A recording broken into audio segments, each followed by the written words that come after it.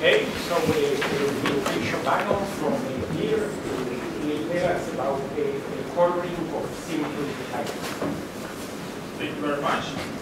Yes, in my talk I would like to speak about recoloring of simple hypergraphs. This is a joint work with Kozik from University.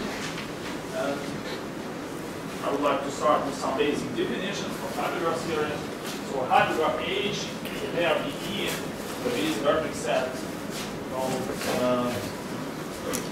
Just some set called the vertex set of the hypergraph, and E is a subset or is a family of subsets of E whose elements are called the edges of the hypergraph.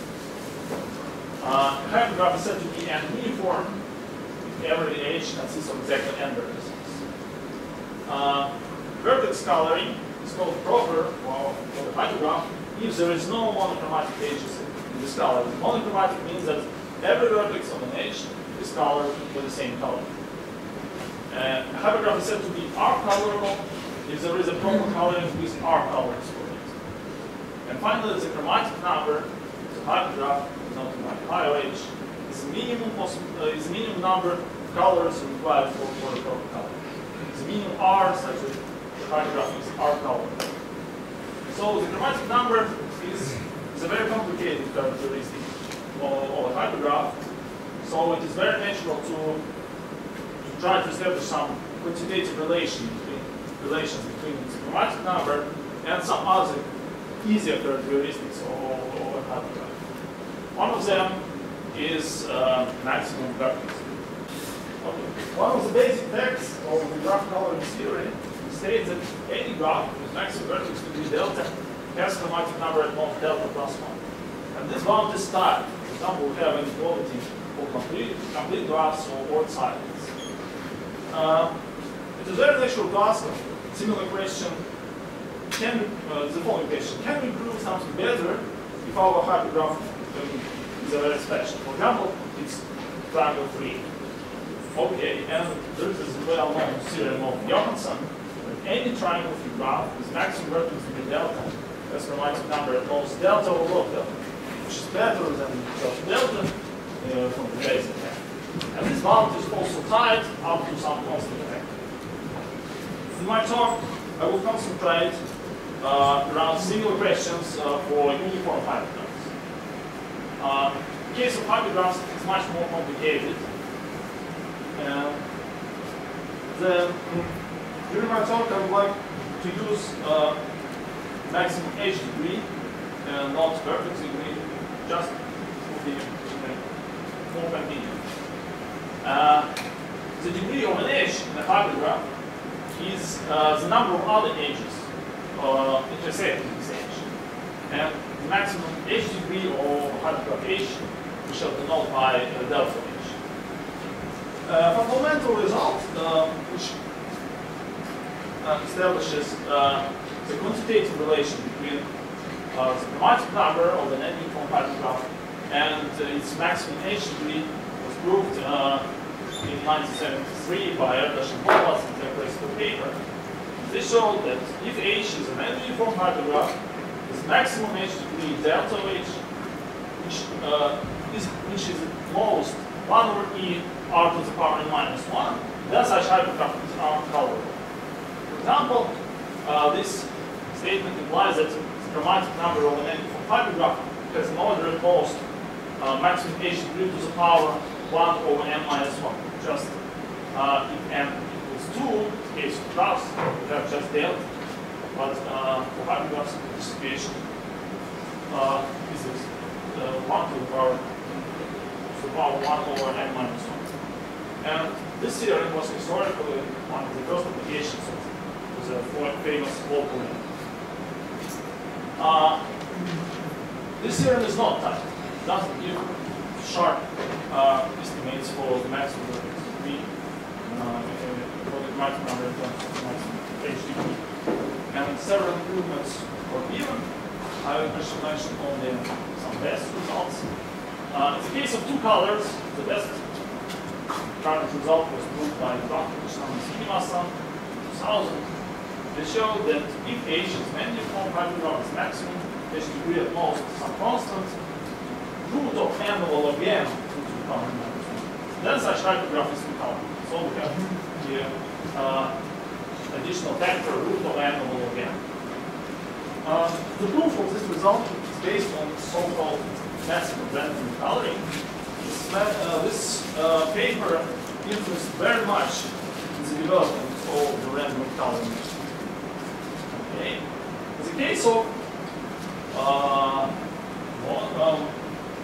one number of colors, general case, there is a result of Cherkassov and Kozik, who proved that now if our R is number of colors, then for all sufficiently large n, if H is an uniform hypergraph with maximum degree at most some function depending on R, n over log n to the power of R minus 1 over R to the power of minus 1. That's how hypergraph is R power. So if R equals 2, it has the same result as was in the theorem of R equals 1. The proof is very short and simple. It's very nice theorem.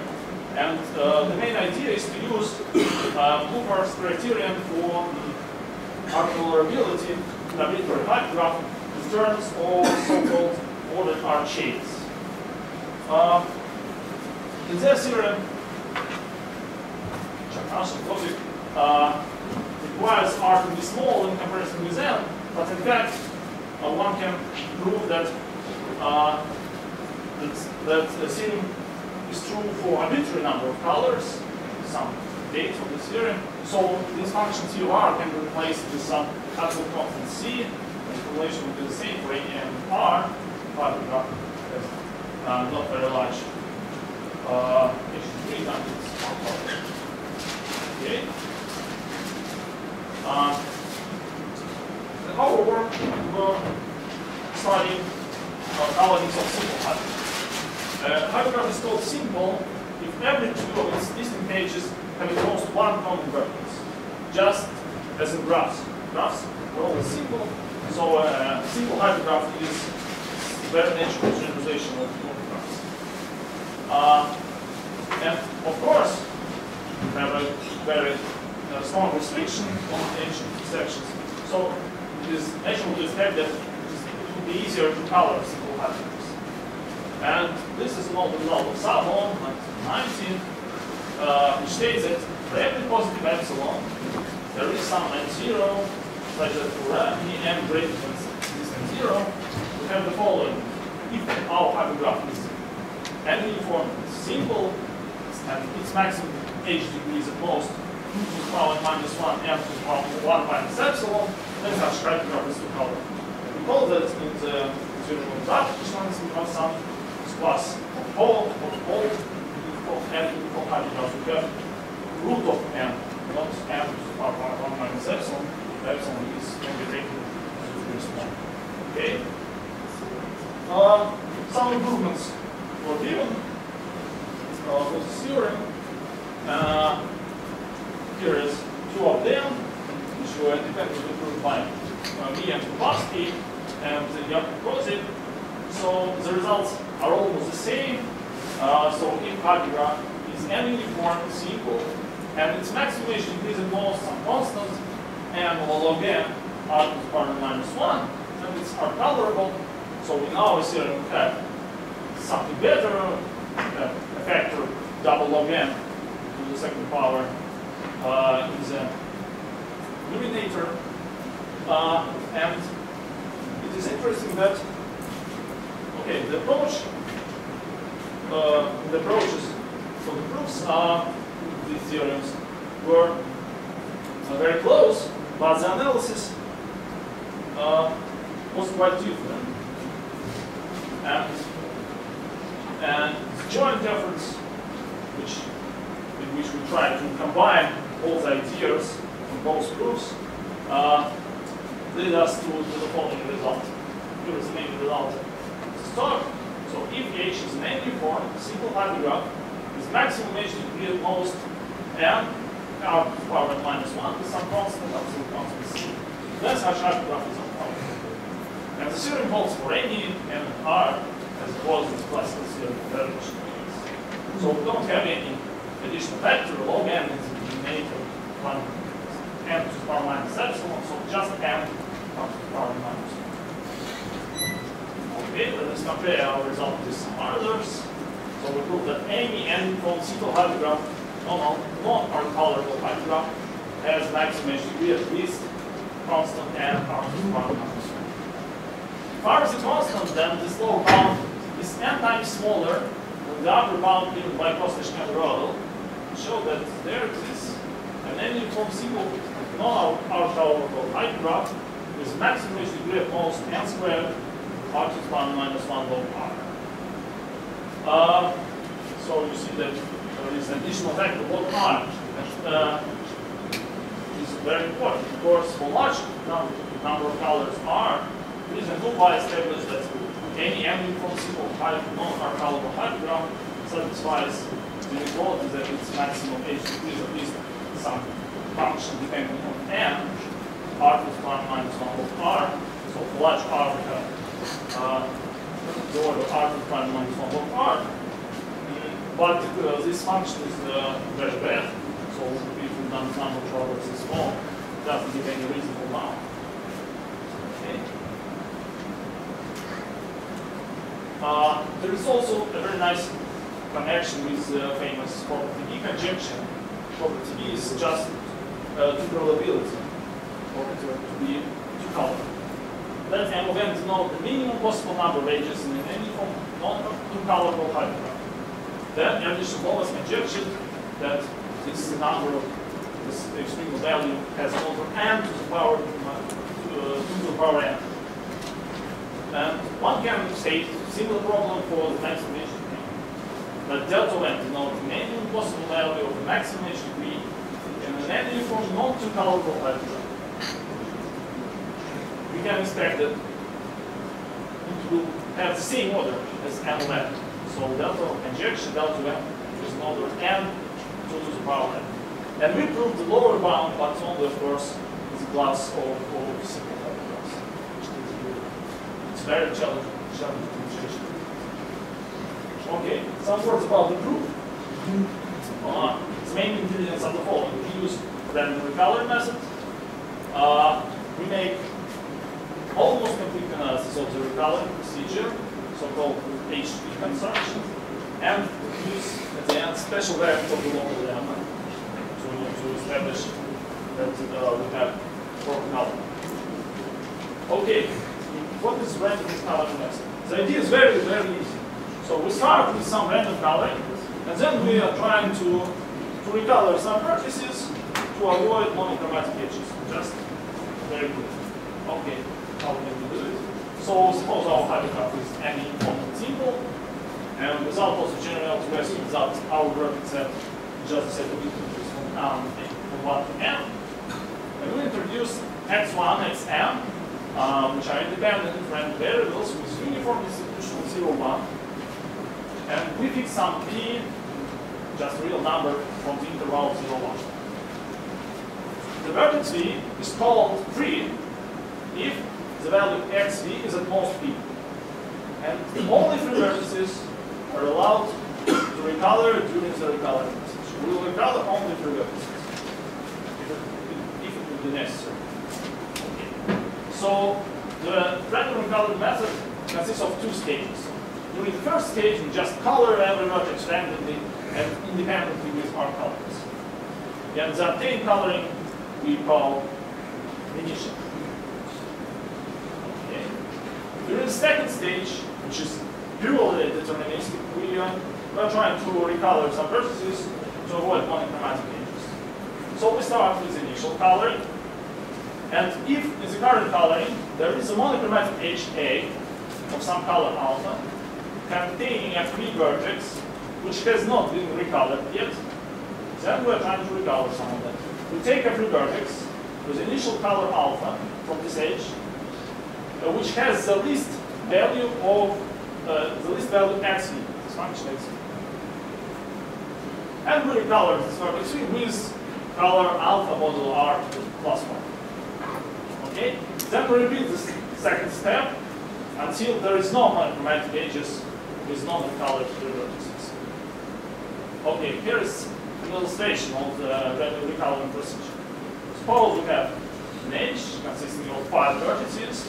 One of them is blue, and in the initial color, all the rest are red. And suppose that after some steps of the recoloring procedure, the last vertex is recolored with red. Okay. Now we have to look at the first 4 red vertices. Suppose that 2 of them are not free, and 2 of them are free. And x3 is equal to p over 3. And x4 is equal, for example, to p over 2. So p over 3 is smaller than p over 2. Then we should recolor the vertex. So we recolor it with, for example, 3. Okay. So in that situation, we say that the third vertex blames this HA. So we recolor the vertex V since A is monochromatic.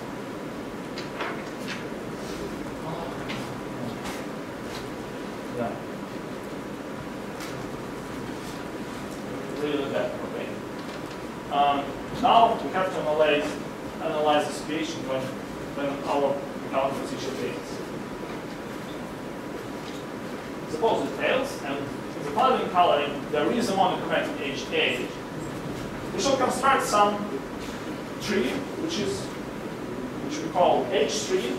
The vertices of this tree would be the edges of our hypergraph, but it is this tree, this set of hyper edges will not necessarily form a real hyper tree. So we just call it H3. So this H will be the root of our directed tree. Suppose it is monochromatic with some color alpha. And okay, let us look at the vertices of this edge. Every vertex of this edge either has initial color alpha and is not free, because if it is free, then we should recolor it. Okay. Or otherwise, it has initial color alpha minus 1, because all the vertices of color alpha minus 1 can be recolored with alpha. It should be free, and it should be recolored with alpha during the recoloring process. Okay. So every vertex of the second type blames some other edges because it was recolored, so it should blame some edge. We choose one edge for every such vertex and add them as neighbors of our initial HA. A.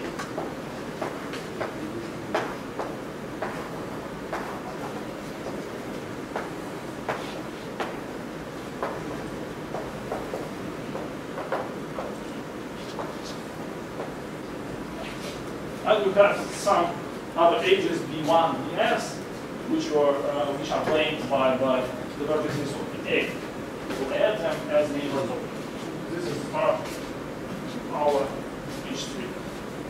Okay, let us look at some HDI. Because one of the vertices of A blames this edge, it was completely monochromatic of color alpha minus 1 at some step of the recoloring procedure. So, in the initial color, this BI can contain the vertices of color alpha minus 1 or alpha minus 2, and the last type of vertices should be recolored with alpha minus 1 during the recoloring stage. Okay? So every such vertex also blames some edge, maybe few of them. We also choose only one for every vertex and add them to the neighbors as the neighbors of this DI. For example, we have DI and some edges which are blamed by I1, IG, and by some vertices of DI. Okay. and continue the process until it's possible. Okay, let us make some observations. We know that the edges, which are neighbors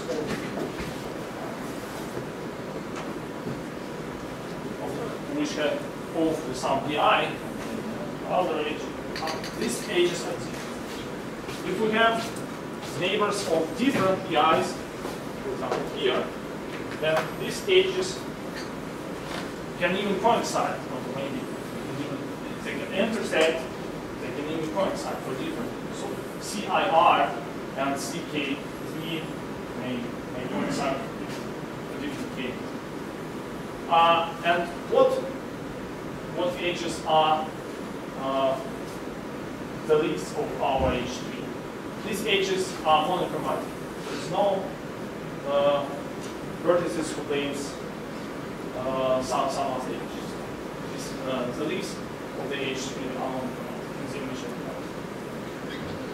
Okay, so the constructive H tree is a general bad event, but there are some cases.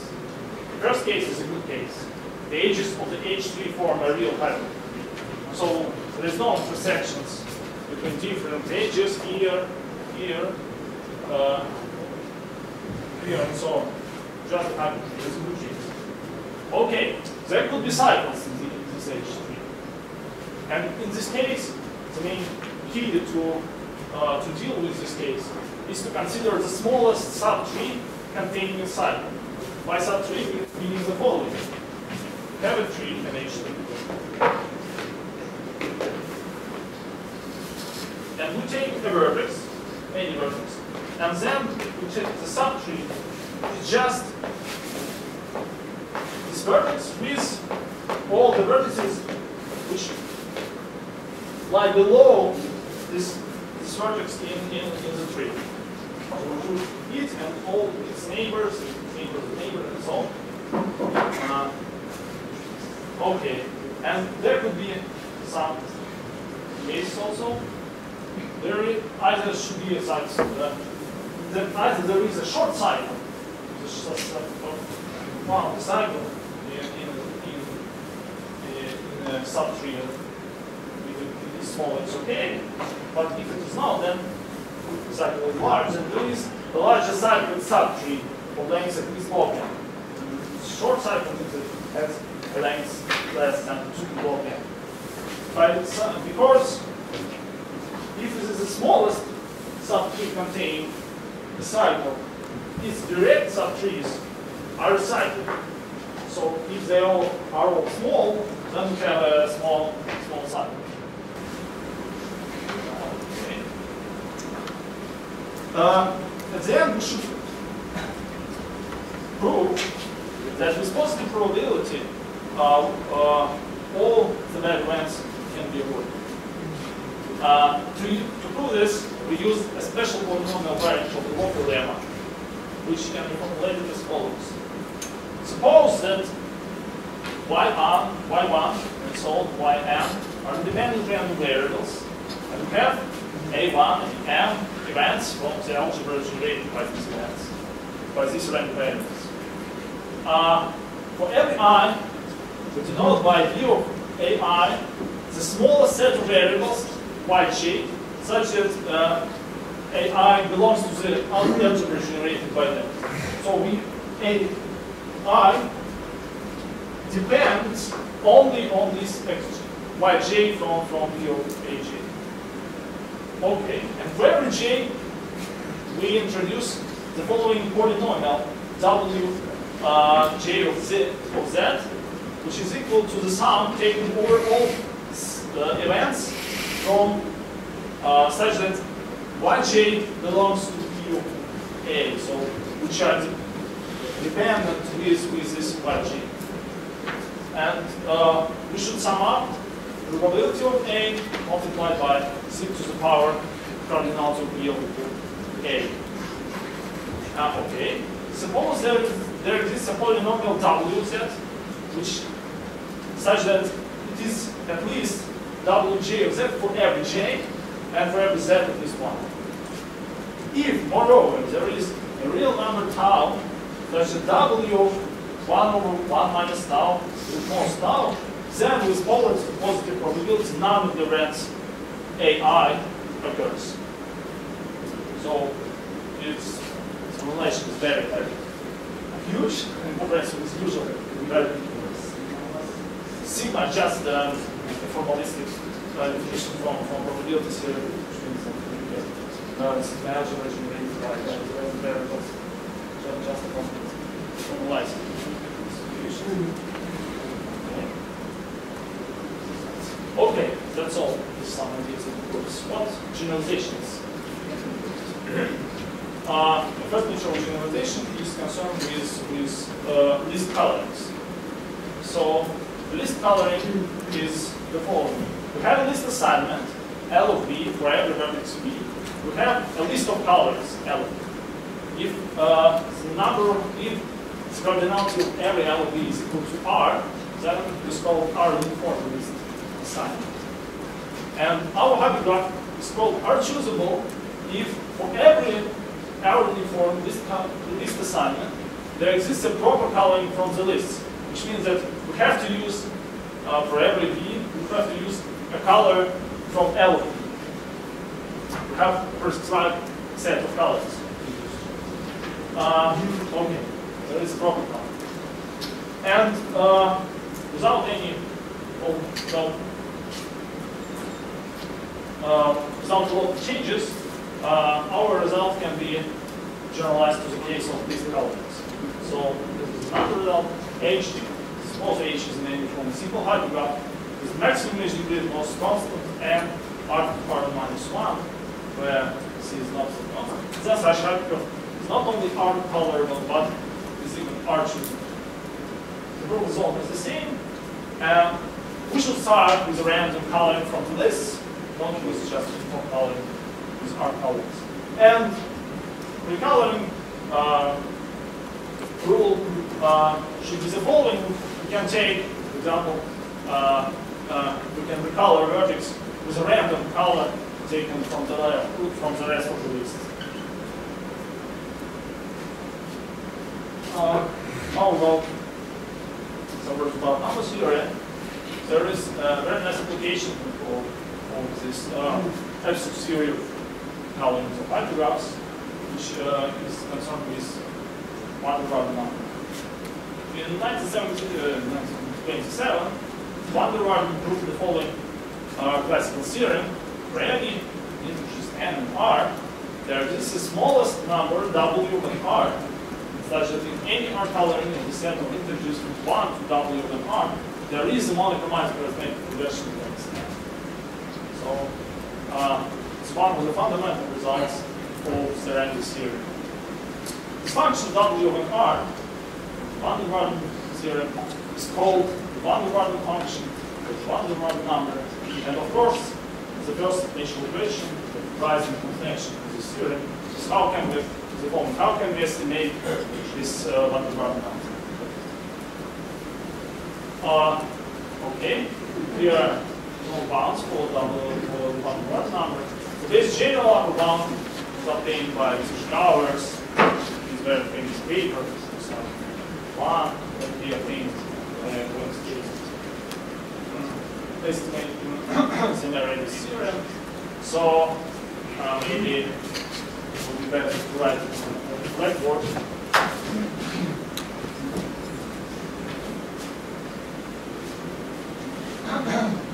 So we have a tower of 6 numbers.